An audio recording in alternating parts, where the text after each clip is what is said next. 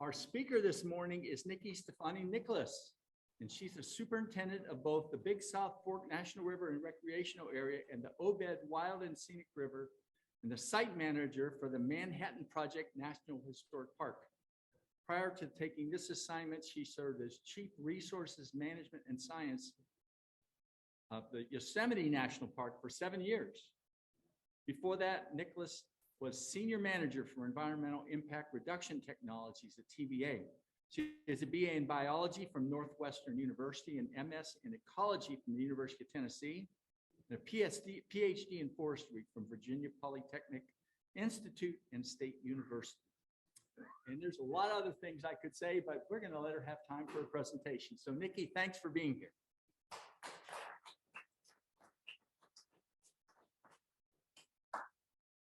Can you all hear me? Excellent. So thank you so much for inviting me here. Tony asked me to speak about the Manhattan Project, and I'm glad to do that. And also, Tony's gonna make sure there's time for questions about anything you might want to ask. So some of you have heard me speak before, and hopefully I will have some new things to talk about. But today, I want to talk about what we've been doing on a national level for the park. Just a reminder to everyone, the park is actually in 3 locations. It's in Hanford, Washington, Los Alamos, New Mexico, and here in Oak Ridge. So, but a couple of things. So yes, everybody knows we've got the mask on. We've been dealing with the pandemic. So we've had to do some major pivoting on what we plan to do over the last couple of years and what we're going to be doing this year so that we can adjust to address the fact that we are working primarily on things that don't involve indoor activities. So from a national level, one of the major things, first I want to talk about what are our interpretive themes, because everything the park does must touch on one or more of our interpretive themes. So the first theme that we are focusing on when we tell this very important, complex story is the home front. What was going on in the home front with the Manhattan Project? The concept of secrecy, what it's like to work in a place where you can't talk about your work, that you leave your home and go to a place you may have never heard of before, and you don't discuss what you do. The concept of sacrifice, the sacrifice that people made for their belief of what they needed to do to win a war. And people tolerated a lot of things that we might not tolerate today. And there were some difficult things that we make sure we talk about. We talk about the fact that there was segregation in the Manhattan Project, and there was role issue and social roles were changing, gender roles were changing, all sorts of things. It was in a very short period of time, there was a massive amount of change. Now, so we had the home front interpretive theme. Another interpretive theme is this was the first time the Manhattan Project represented the first time there was a true merging of industry, military, and university science all together, working together as one to make a really major change in scientific breakthroughs. And so that industrial military university complex that we all see all the time today, it started really in this country, the Manhattan Project. The third interpretive theme we talk about is the fact, the end result, incomprehensible destruction. That's a really hard topic. When you think about the national park service, what we talk about, it's usually very, it's inspiring, there's beauty. We need to talk about the fact that a lot of people die. And that for eternity now, we must recognize as humankind that there is a possibility of incredible devastation. And the fourth interpretive theme that we always that we keep in mind is the fact that there's been an incredible, with this development, this scientific development, is this incredible energy source. And the fact is, how are we going to continue to use that? And what frontiers are left to us? Where do we go with this science next? So those are the 4 interpretive themes that we are designing everything that we do. So from a national level, the last couple of years, what we've been working on is stakeholder engagement. Now, to create a national park takes a lot of people like here, you all local and across the nation to really care about it. And there's a lot of voices that are heard. But when you really look at who really was behind the push for the national park development, it was a lot of people in these scientific communities, quite honestly. And that voice has been really heard well. There's a lot of other voices that we want to make sure that we hear. And so we went and we planned to do a national tour and go talk to different groups across the country, stakeholder engagement. Well, the pandemic happened, so we were forced to do all those public meetings online and Zoom. And we understand that there's a lot of folks that we may have missed because some people simply aren't comfortable being online. We know that. Yes, we all have we've all as a nation pushed really forward in going online and having communication. But let's not forget that some people don't have access still or are not comfortable, which means we still have some work to do later on. So what did we do with this stakeholder engagement? Well, first off, we invited people from the 3 different communities to engage, and we did press releases and all that. And we heard from that group, those groups. We also did several groups with youth, people in high school and college. We wanted to hear what they thought about the Manhattan Project. What would make them interested to come visit a national park that addressed this type of issue? Because quite honestly, we know in the Park Service, our main demographic is 50 years and older and retired or semi-retired. That is across the nation, no matter what national park you're at. But if we're going to be relevant, if we're going to be forever, we have to think about what do young people want to hear because they are our citizens too. We also reached out to tribal people across the nation. Of course, we work with the affiliated tribes here in this part of the country, the Cherokee, the Chickasaw, but especially at Los Alamos and Hanford, tribal people were removed from their lands in order to form those towns. So we spent a lot of time talking with those folks. We reached out to African-American communities and Hispanic communities, especially in Los Alamos. A tremendous amount of people who were involved peripherally or moved out have Hispanic background. So we've spent a lot of time with these groups. Oh, let me not forget the downwinders. The downwinders. Those are people who were probably impacted by the Trinity tests and whatever, their health impacts. We reach out to those groups. We also, by the way, I don't know if you know this, I didn't know this, Zoom has an amazing translation capability. So we've had outreach to people from descendants, from the bomb descendants, survivors in Japan, and we hired translators, and we've been reaching out to Japan and hear what they had to say, and also descendants of survivors that are in this country. So that stakeholder engagement is something we've been going on for the last 2 years, and we're going to, did I do something? No. Okay. That's our pseudo sound system there. Oh, okay. Sorry. Anyways, we're going to continue to do outreach. Another thing that we've been working on at a national level, and this is actually not just the Manhattan Project, but the entire Park Service, it's called the MPS App. And you can download it if you're a Google, if you're a Droid person, or if you're an Apple person. And if you download it, it's free. And it basically, any national park unit in the system, it can walk you through what to see and what to do. It also has the capability of what other national parks are nearby. So it's like a great app to have if you're, that traditional driving across the country in your station wagon with the kids in the back and seeing all the national parks you can see. Well, a lot of times people don't even know that we have 423 national parks. I'm like, what do you mean President Taft has a historic home? Well, yes, he does. And do you want to stop by and see it? Or did you know that the Pullman community in Chicago is a national park, and so on and so forth. So that's another thing we've been working on. So those are some of the big things at the national level. So what have we been doing here and locally?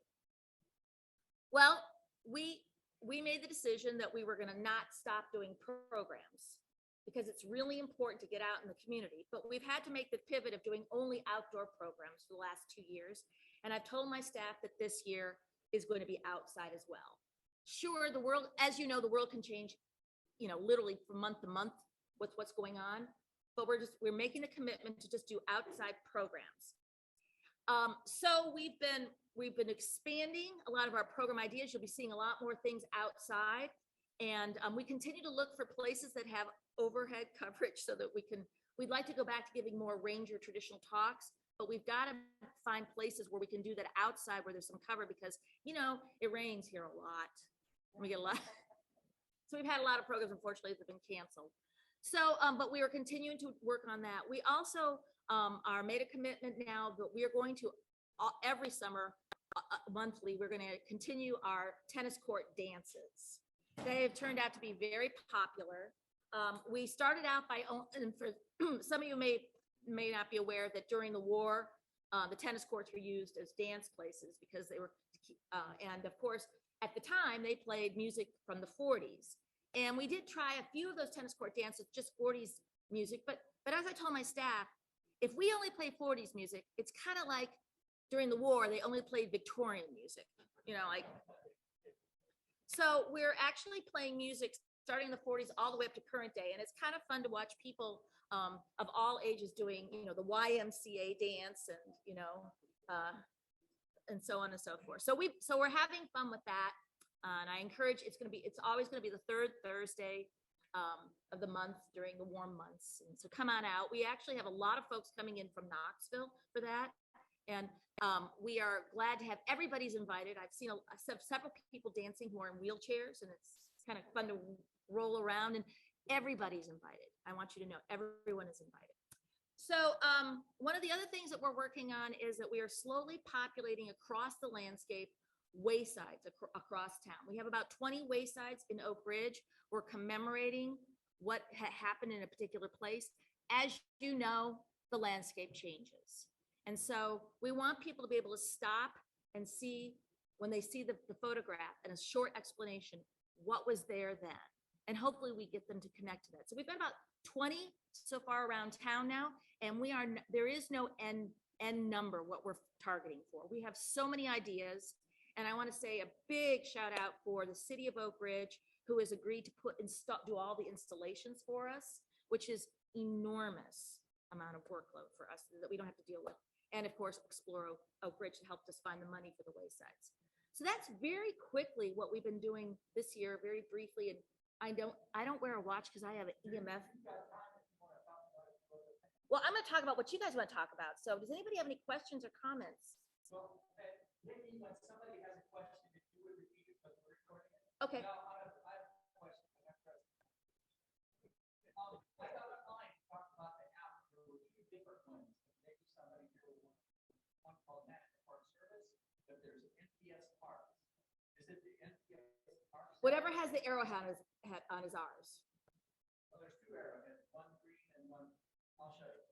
Okay. I don't have my glasses, but okay. Well, because it sounded so interesting. Okay, sure. I didn't know there were two. No, there are. Oh, we only have one. That's probably it, but that's it. That's the brown one. The actual arrowhead. Yeah, that's the one. National Park Service. If anybody's Yeah. interested in that app. Yeah, it's fantastic. So the question was, which app is it? And the app it's called the National Park Service app. Okay. Yes, I'm wondering. Yes, the arrowhead. That's the one. That's the one. Very iconic. Yeah, thank you. That's what, dirt on me? What can you tell us about out-of-town visitors? Do you have a sense of most of the activities you do among local people? Do out-of-town visitors go home to children's museum? The question is about the demographics of our visitors, especially the out-of-town visitors. Where do they come from? What do they know where to come to? Yes. So we have several different kinds of visitors. So the most important factor for you to keep in mind is that we have people who really love national parks.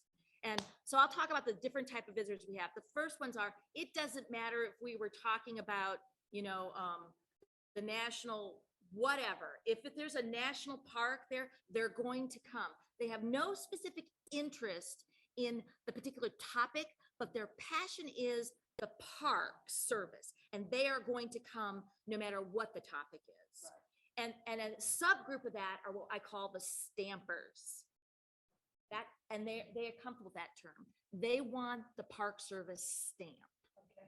And it's a passion for them. And there's booklets you can buy for your stamp, but also I've learned this. You can also have your stamp, scan it and put it on an electronic version, because one lady was in tears telling me how her stamp book was stolen out of her car one time. But you can actually now scan them, and the website actually has a place where you can put that. That's one type of person.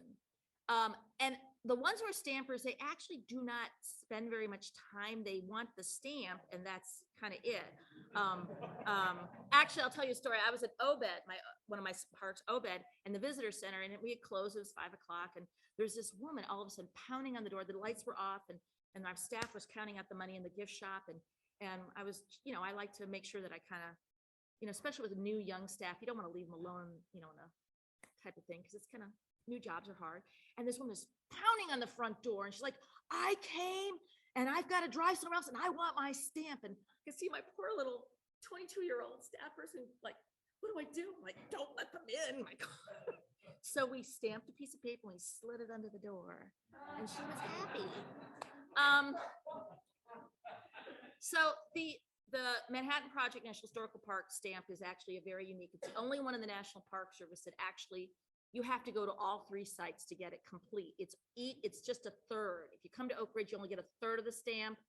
And then if you go to Manhattan, so we are going to force people to go do it. Let me add a footnote to that question, which is, I go out there and play in the graphic art, and you can tell when somebody's from out of town.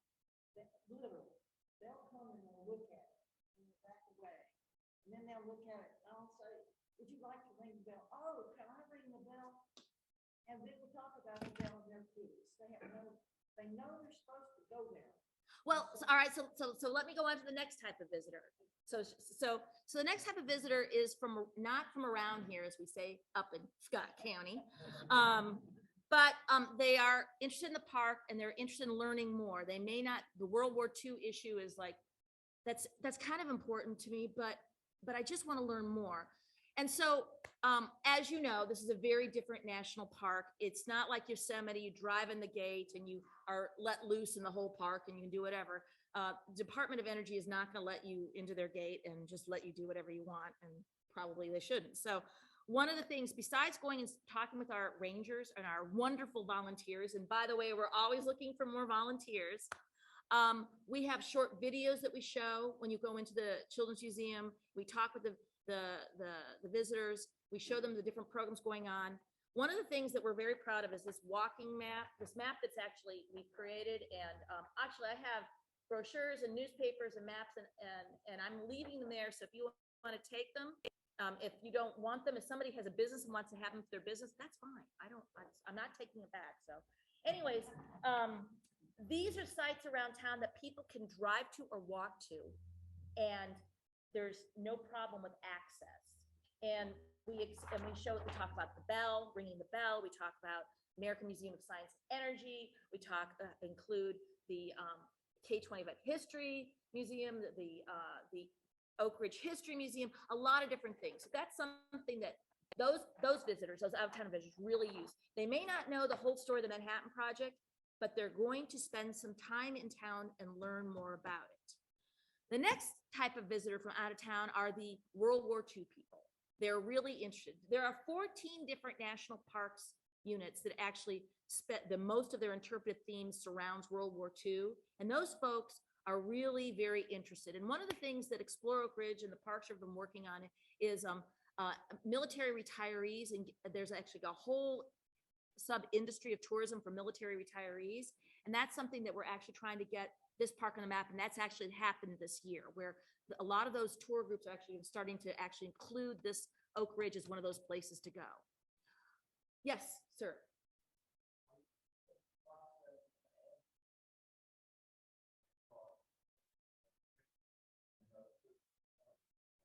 I'm sorry, where did you say the what? The what? The Greenways. The Greenways. Okay, so let's talk about the national park itself.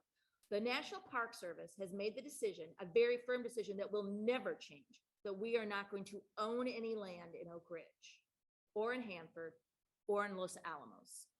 I will tell you why. we have a budget in the Park Service of $2.5 billion a year for 423 sites. Department of Energy has a budget of much more than that for just Oak Ridge. We are really strapped. The entire budget for this park in Oak Ridge is $150,000 a year. None of my salary is coming out of this park's budget. All the staff that work from Big South Fork and Obed, the carpenters, the plumbers, all the things that I need backup material, the supervisors, my staff here, they're all getting paid out of another park's budget. So we can't take on anything. So instead, and the mayor is pretty good humor about the whole thing. I like to say the entire town is the park.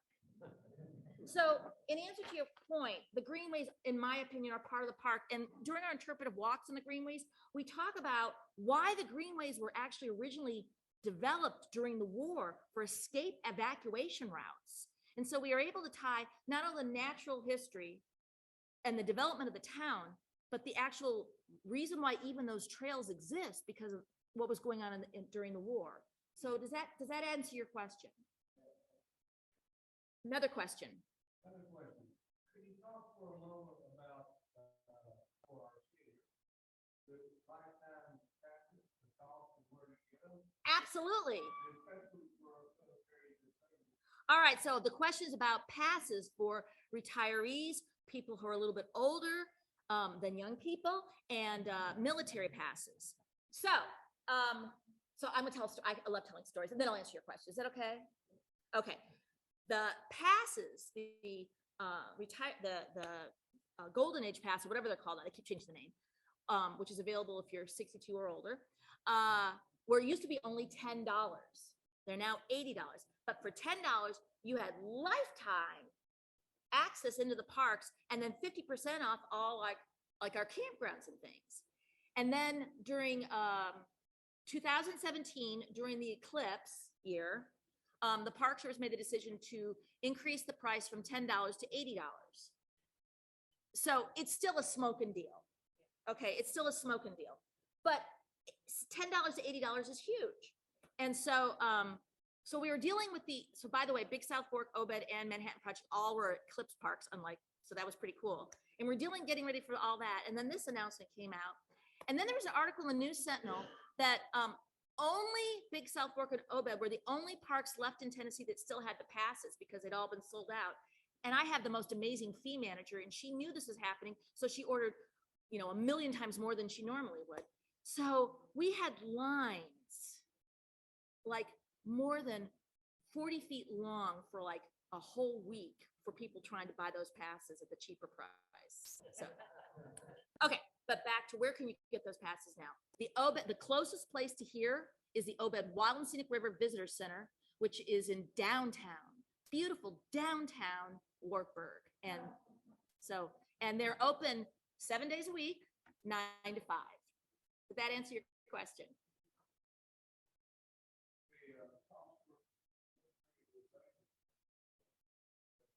Yes, I believe, don't quote me, I think it's like around $50. 40. Okay, great. Yeah. All right, okay. Any other questions? All right, we have another question. Yes.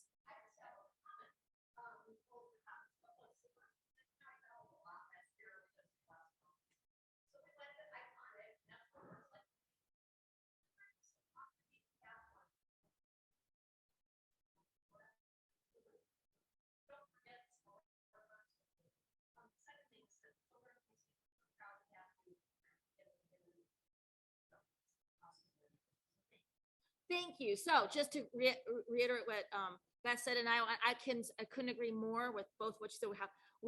There are so many different national parks, and actually, you name the theme, you aim a topic, and I can probably tell you there's a national park that we're committed to tell that story. And the second thing is, the National Park Service is so delighted to be housed in the Children's Museum, and it's a long-term thing. We're delighted, and we couldn't be happier. And I gotta say personally, the joy I get to go to my office when I see little kids running around, it just makes me so happy. So thank you so much for inviting me.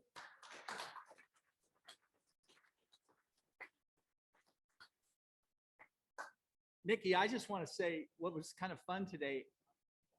This was the most questions I think I can ever remember having about a presentation, as long as I can remember being part of this club. So there's something there about what you talked about. If there's something we can do for you, you know where to get in touch, right? Volunteers. Okay, there you go.